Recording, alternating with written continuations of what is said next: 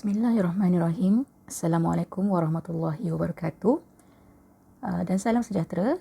Baik, hari ini kita nak sambung pembelajaran kita. Tajuk hari ini adalah tolak pecahan.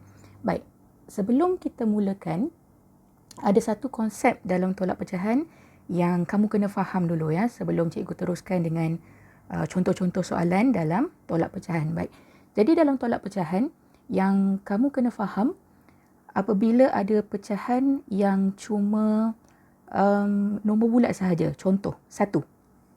Okey, 1 ni adalah nombor bulat. Jadi daripada 1 kita boleh jadikan sebagai pecahan. Macam mana? Okey, pecahan mesti kena ada pengangka dan penyebut.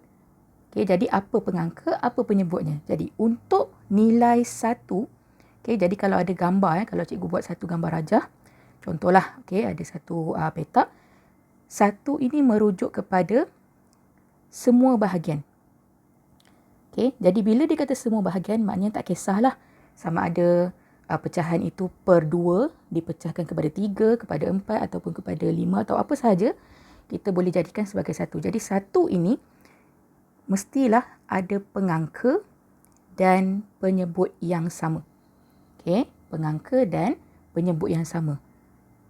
Okay, kalau kamu tengok macam kita belajar pada pembelajaran yang lepas, per ini maksudnya bahagi. Okey, jadi 2 bahagi 2 kita akan dapat balik dengan 1.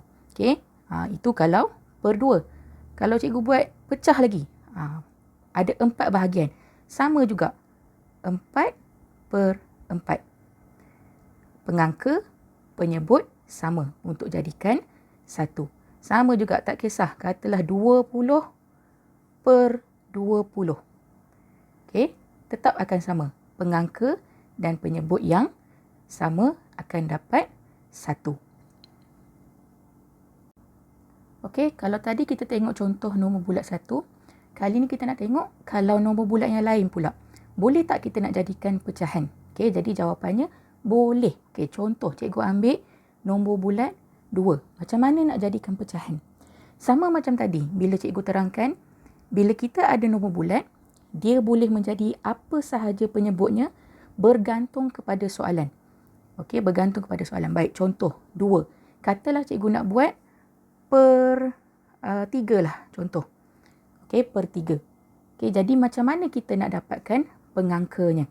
Okey, jadi 3 kita darabkan sahaja dengan 2, kita akan dapat 6. Jadi 6 bahagi 3, kita akan dapat 2. Okay, jadi daripada nombor bulat, kita boleh jadikan pecahan. Tak kisahlah walaupun ini pecahan tak wajar. Okay, semestinya pecahan tak wajar sebab kita akan dapat balik nombor bulat. Tapi pada masa yang sama, nombor bulat yang sama, kita juga boleh jadikan nombor bercampur. Maknanya daripada 2 ini, 1 kita ambil nombor bulat dan 1 lagi kita nak jadikan pecahan. Macam mana? 3 per 3.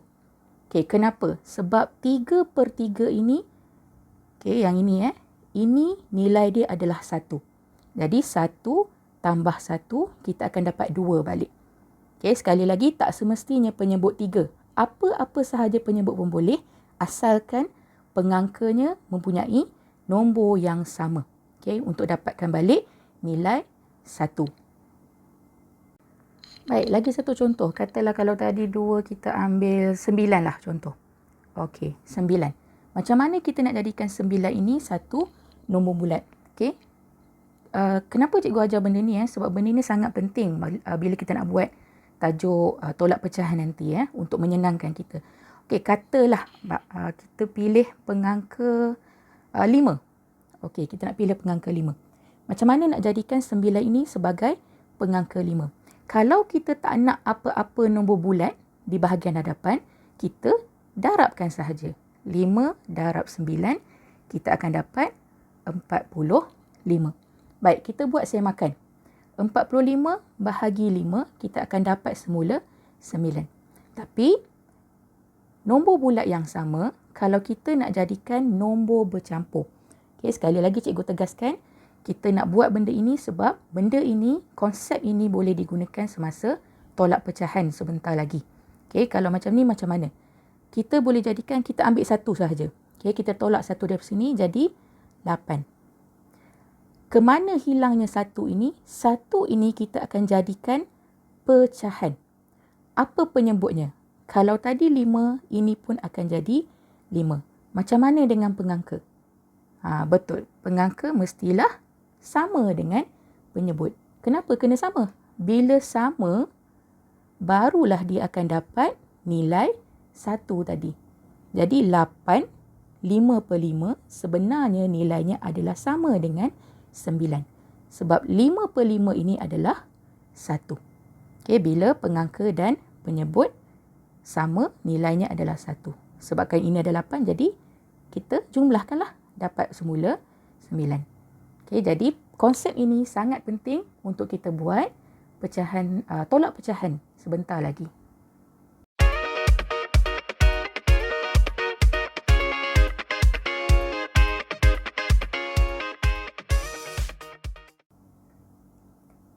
Okey, hari ni kita nak fokus kepada penolakan pecahan dengan penyebut yang berbeza. Baik, untuk penyebut yang berbeza ya, kamu boleh rujuk dalam video pada channel ini yang tajuknya penambahan pecahan dengan penyebut yang berbeza. Okey, sebab dalam video itu cikgu dah ajar 3 cara macam mana kita nak samakan penyebut yang berbeza. Okey, kita ada cara tengok kawan, kita ada cara Ultraman dan kita ada cara sifir.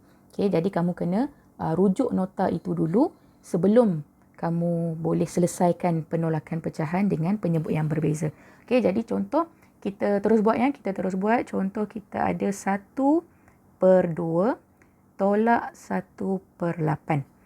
Okay, di sini seperti yang cikgu sebut dalam video sebelum ini dalam penambahan pecahan yang penyebutnya berbeza, terpulang kepada kamu cara mana yang kamu paling selesa. Okay, kita ada cara tengok kawan, kita ada cara Ultraman, kita ada cara sifir.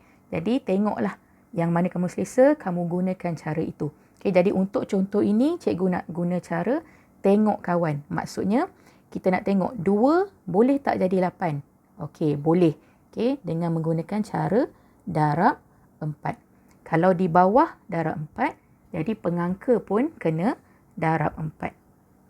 Okay, jadi nilai masih sama tapi angkanya sudah berubah. Jadi 1 darab 4, 4 per 2 darab 4, 8. Tolak 1 per 8 kita tak sentuh. Okay, kita tak kacau, jadi kita salin semula. Okay, sama juga macam tambah pecahan. Penyebut kena sama baru kita boleh selesaikan. Okay, selagi tak sama penyebut, kita tak boleh selesaikan. Bila penyebut dah sama, senang. Okay, kalau kamu tengok video sebelum ini, yang penyebut sama, senang. Kita cuma ambil pengangka sahaja. Okay, jadi 4 tolak 1, 3. Penyebut tidak berubah. Okay, cuba tengok balik jawapan akhir kamu. Boleh tak kita mudahkan? Kalau tak boleh, ini adalah jawapan akhir. Okay, sekarang kita nak tengok tolak pecahan dengan penyebut yang berbeza yang melibatkan nombor bercampur, nombor bulat dan sekali lagi nombor bercampur. Sama macam kita belajar sebelum ini dalam tambah ataupun tolak pecahan, cikgu lebih suka kalau kita boleh kategorikan ataupun kita boleh kumpul sekali benda yang sama. Okay, supaya kita senang nak tolak. Jadi dekat sini kita akan asingkan mengikut kumpulan iaitu nombor bulat dan pecahan wajar. Baik, kita tengok nombor bulat dulu. Kat sini ada nombor bulat tak? Okey, ada. Jadi kita keluarkan 5. Operasi masih lagi tolak, ikut saja. Yang kedua ada nombor bulat? Ada. Kita keluarkan 3. Dan yang ketiga, nombor bulatnya adalah 1. Okey, jadi kita dah keluarkan nombor bulat. Okey, jadi nombor bulat kita dah selesaikan. Kemudian kita nak tambah. Okey, sekali lagi cikgu ulang banyak kali lah cikgu ulang. Tambah di sini bukannya operasi. Okey, sebab pada soalan tak ada tambah pun. Tambah di sini adalah cuma untuk menggabungkan balik nombor bulat ini dengan pecahan wajar nanti. Ini untuk gabungan saja, bukan operasi Okey, jadi kumpulan kedua adalah pecahan wajar. Jadi yang pertama, pecahan wajarnya ada 2 per 7. tolak. Yang kedua tak ada apa-apa, jadi tak payah tulislah. Kemudian yang ketiga ada 1/2. Okey, dekat sini kita selesaikan nombor bulat dulu. 5 tolak 3 tolak 1, kita akan dapat 1. Okey, kemudian kita nak gabungkan dengan pecahan wajar yang kita tak selesaikan lagi. Okey, kita tak selesaikan lagi, kita salin balik. Baik, dekat sinilah baru kita nak samakan penyebut. Sebab dalam tolak pecahan ataupun tambah pecahan, selagi tak sama penyebut, kita tak boleh nak selesaikan. Okey, sekali lagi cikgu ulang Untuk samakan penyebut, ada 3 cara. Kamu boleh rujuk video yang sebelum-sebelum ini dalam tambah pecahan untuk penyebut yang berbeza. Jadi kamu ikutlah cara yang kamu paling selesa. Okey, jadi untuk cara ni cikgu akan gunakan cara sifir. Okey, jadi bila cikgu senaraikan sifir kita akan dapat sini 1 gabung sini akan jadi 14 lah. Okey, untuk guna cara sifir. Sebab 14 ada dalam kedua-dua, sifir 7 dan sifir 2. Baik, 7 nak jadi 14, kita akan darab 2. Jadi atas pun kita akan darab 2. Okey, so sini akan jadi 4. 2 nak jadi 14, kita akan darab 7. Jadi pengangka pun kita akan darab 7. Jadi sini akan jadi tolak 7. Okey, 4 tolak 7. Tak boleh, tak cukup.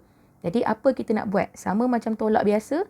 Kalau tak cukup, kita akan pinjam. Kita nak pinjam yang mana? Kita akan pinjam pada 1 ini. Okey, pada video sebelum ni kita dah belajar 1 ini boleh jadi 14/14. Okey, nilai yang sama. Okey, jadi kenapa cikgu pilih 14? Sebab pada soalan pun 14. Jadi tak payah nak susahkan diri, kita ambil sahaja nilai 14 itu. Okey, 14 yang penyebut tak ada masalah. Pengangka ini sahaja yang kita akan gabungkan dengan 4 dekat sini. Kenapa? Sebab bila dah tambah, barulah kita boleh tolak dengan 7. 4 ini tak cukup nak tolak dengan 7. Jadi kita akan pinjam 14 ini. 14 bila kita gabung dengan 4 akan jadi berapa? Akan jadi 18. Okey, 14 gabung dengan 4 yang sedia ada tadi, kita akan jadi 18. Bila dah jadi 18, barulah cukup untuk tolak dengan 7. Okey, jadi 18 tolak 7, kita akan dapat 11. Penyebut tidak berubah. Okey, 14 tadi, kita ambil daripada 1 ini. Okey, kita jadikan pecahan. Penyebut tak ada masalah sebab dia akan sama sahaja. Pengangka ini kita akan gabungkan dengan bahagian depan. Okey. Jangan gabung dengan dua-dua, bahagian depan je sebab kita nak tolak dengan 7 tadi. Bila kita dah gabung, barulah cukup 18 tolak dengan 7 untuk jadikan 11. Penyebut tidak berubah. Okey, jadi kamu tengok 11/14. Boleh mudahkan tak? Kalau tak boleh, ini adalah jawapan akhir kamu. Baik, contoh seterusnya kita tengok masih lagi dalam tolak pecahan yang penyebut berbeza. Kita ada 7 1/3 tolak 4 2/5. Kali ni pendek sikit lah. Okay, kita cuba buat yang pendek sikit. Jadi sama juga cara macam soalan sebelum-sebelum ini. Cikgu lebih suka kalau kita asingkan. Kita selesaikan mengikut kumpulan dia. Jadi dekat sini kita ada nombor bulat dengan pecahan. Okay, jadi kita kumpulkan nombor bulat dulu. Okay, kita ada 7. Kemudian operasinya tolak. Yang kedua kita ada 4. Okay, jadi 4 dengan 7 ni kita dah masuk kat sini lah. Kita dah asingkan. Sekali lagi kita tambah untuk gabungkan sahaja. Yang tinggal adalah 1/3 tolak. Yang kedua adalah 2/5. Okey. Kita selesaikan dulu nombor bulat. 7 tolak 4 kita ada 3. Kemudian tadi kita tak kacau jadi kita salin baliklah. 1/3 tolak 2/5. Okey. Dekat sini barulah kita nak samakan penyebut. Okey, sebab kita ada 3 dengan 5, kita nak samakan penyebut. Okey, untuk kita samakan penyebut, sekali lagi ada banyak cara, jadi ikutlah cara yang paling kamu selesa. Okey, katalah cikgu nak gunakan cara sifir contoh cara sifir. So sini kita akan tetap dapat 3, tak kacau. Sini kita akan dapat 15. Okey, sebab 15 ada dalam sifir 3 dan 15 juga ada dalam sifir 5. Okey, masalah kita sekarang adalah nak cari pengangkanya. Okey, so 3 nak jadi 15, kita akan darab dengan 5. Kalau bawah darab 5, atas pun akan darab 5. Okey, jadi 1 darab 5, sini kita akan dapat 5, tolak. 5 nak jadi 15, kita akan darab 3. Okey, jadi atas pun kita akan darab dengan 3. So, 2 darab 3, kita dapat 6. Okey, dekat sini kita tengok 5 tolak 6. Cukup tak? Tak cukup. Jadi, bila tak cukup, kita nak buat apa? Sama macam tolak biasa, kita akan pinjam. Dekat mana lagi yang kita boleh pinjam? Dekat 3 sahaja. Selama ni kita pinjam dengan 1. Kali ni kita nak pinjam dengan 3. So, nak buat macam mana? 3, kamu tengok balik pada video pengenalan 3 ini kita boleh jadikan sebagai 2. Sebabkan ini 15. 15 per 15. 3 boleh jadi sebagai 2, 15 per 15. Kenapa? Sebab 15 per 15 ini nilai dia adalah 1. Jadi, 1 tambah 2 kita dapat balik 3. Kenapa kita nak ubah ni? Sebab kawan ini nak pinjam. Okay, kita tak boleh terus pinjam kepada 3. Okay, kita ubah dulu menjadi pecahan. Barulah di sini boleh pinjam. Jadi 3 ini, okay, dah tinggal 2. Kemana hilangnya 15? Kita gabungkan dengan nilai yang pertama. Tadi ada 5, campur dengan 15, akan dapat 20. Barulah dia boleh tolak dengan 6 ini. Okey, baru boleh tolak dengan 6. Jadi kenapa ni tinggal 2? Sebab kita dah ubah tadi. So, 20 tolak 6, kita akan dapat 14 per 15. Apa nak buat dengan tambah sini? Sebab kita nak gabung, jadi kita gabungkanlah dua-dua. So, jawapan akhir kita akan dapat 2, 14 per 15. Cuba tengok, boleh mudahkan tak? Kalau tak boleh, ini adalah jawapan akhir.